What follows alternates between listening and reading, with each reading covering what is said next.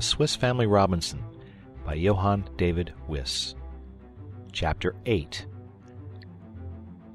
"Now, my dear Elizabeth," said I, waking early next morning, "let us talk a little on this grand project of changing our residence, to which there are many objections.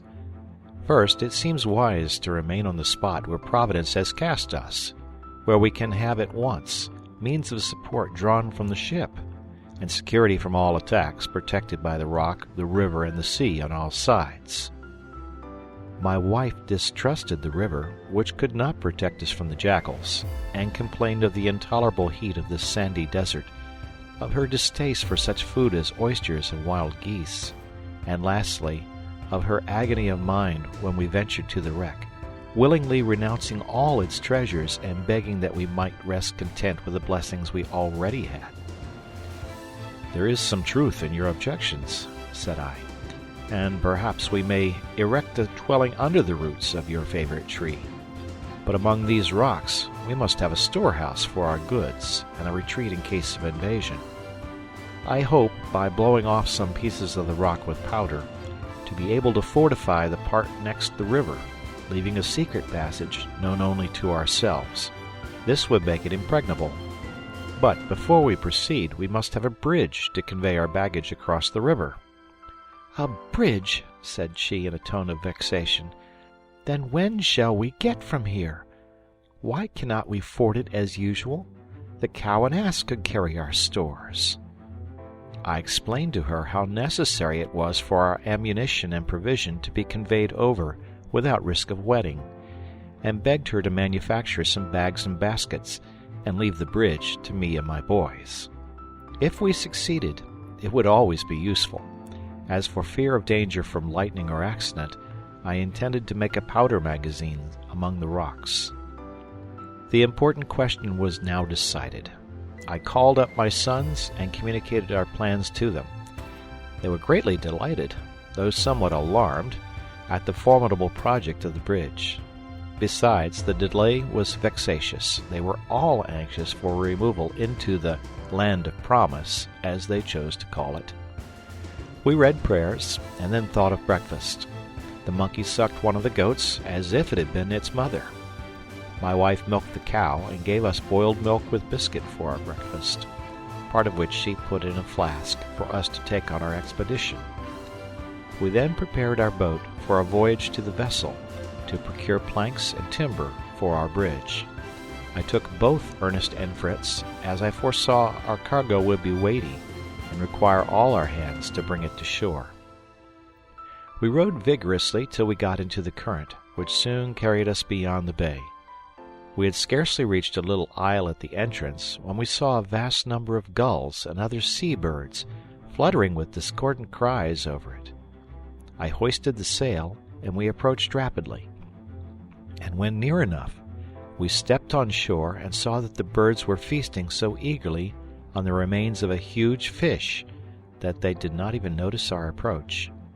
We might have killed numbers even with our sticks. This fish was the shark which Fritz had so skillfully shot through the head the night before. He found the marks of his 3 balls.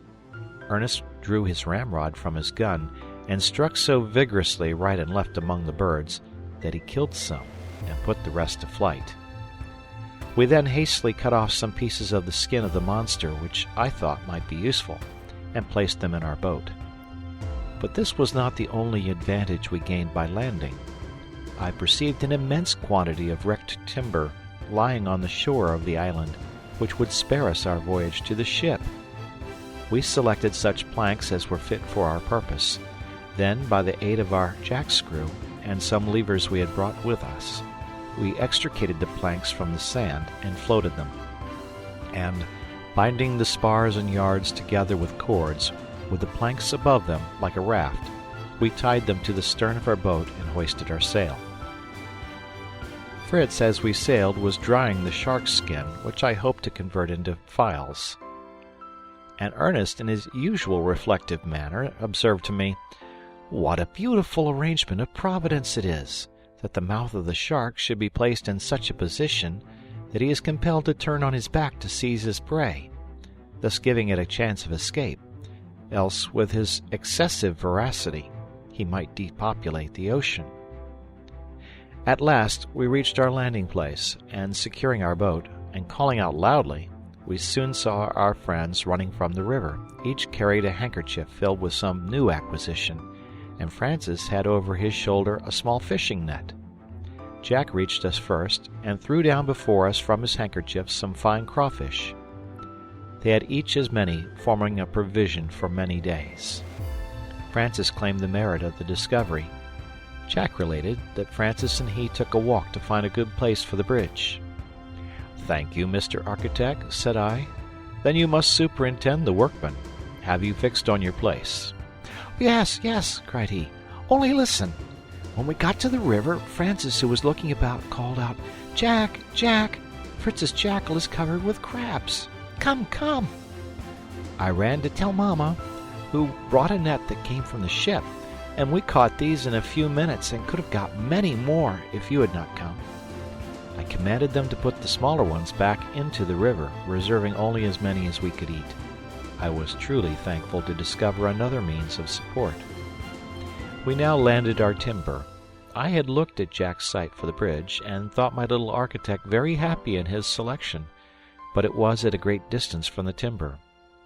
I recollected the simplicity of the harness the Laplanders used for their reindeer. I tied cords to the horns of the cow, as the strength of this animal is in the head, and then fastened the other ends round the piece of timber we wanted moving. I placed a halter round the neck of the ass, and attached the cords to this. We were thus enabled, by degrees, to remove all our wood to the chosen spot, where the sides of the river were steep, and appeared of equal height. It was necessary to know the breadth of the river, to select the proper planks, and Ernest proposed to procure a ball of packthread from his mother, to tie a stone to one end of the string, and throw it across the river, and to measure it after drawing it back. This expedient succeeded admirably. We found the breadth to be 18 feet, but as I proposed to give the bridge strength by having 3 feet at least resting on each shore, we chose some planks of 24 feet in length. How we were to get these across the river was another question, which we prepared to discuss during dinner, to which my wife now summoned us. Our dinner consisted of a dish of crawfish and some very good rice milk. But before we began, we admired her work.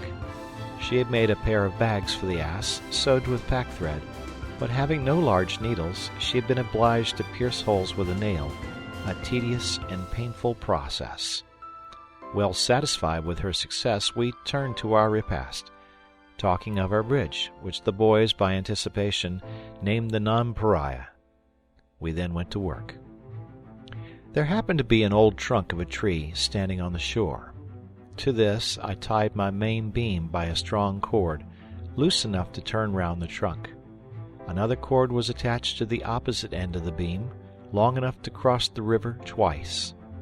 I took the end of my rope over the stream, where we had previously fixed the block, used in our boat, to a tree, by the hook which usually suspended it. I passed my rope, and returned with the end to our own side. I then harnessed my cow and ass to the end of my rope, and drove them forcibly from the shore. The beam turned slowly round the trunk, then advanced, and was finally lodged over the river amidst the shouts of the boys, its own weight keeping it firm. Fritz and Jack leaped on it immediately to run across, to my great fear. We succeeded in placing 4 strong beams in the same way, and by the aid of my sons, I arranged them at a convenient distance from each other, that we might have a broad and good bridge. We then laid down planks close together across the beams, but not fixed, as in time of danger it might be necessary rapidly to remove the bridge. My wife and I were as much excited as the children, and ran across with delight. Our bridge was at least 10 feet broad. Thoroughly fatigued with our day of labor, we returned home, supped, and offered thanks to God, and went to rest. End of chapter.